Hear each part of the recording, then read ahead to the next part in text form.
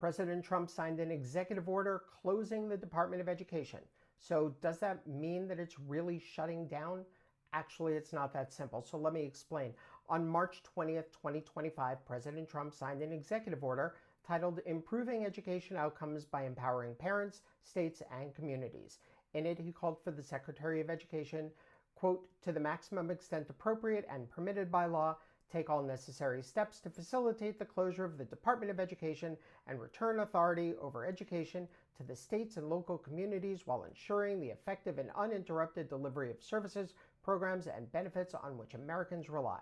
So what does that mean? It means that he wants the Secretary of Education to do everything that she can to shift educational policies back to the states, because he knows that the only way to close a cabinet-level agency is by act of Congress. So this executive order directs the Secretary of Education to reduce the department's functions as much as possible without closing it. But that's not the important part of the order. The important part is where he directs the Secretary of Education to ensure that federal funds are withheld from any school that maintains DEI policies or those promoting gender ideology.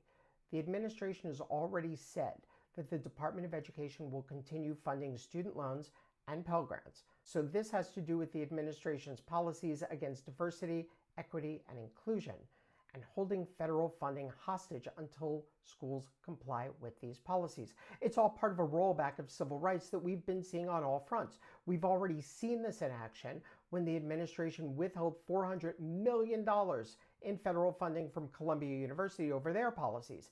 Again, this is an executive order that's nominally about education, but not really. It's really about using money to get people to do what the administration wants. Is it going to result in the Department of Education going away? Probably not, at least not in the near term, but we will start seeing the administration use the fear of loss of funding as a way to get colleges and universities to comply with their social policies. And that's going to change the way that people get an education. If you want help with your federal student loans, your private student loans, or any other debts, as always, you know where to find me.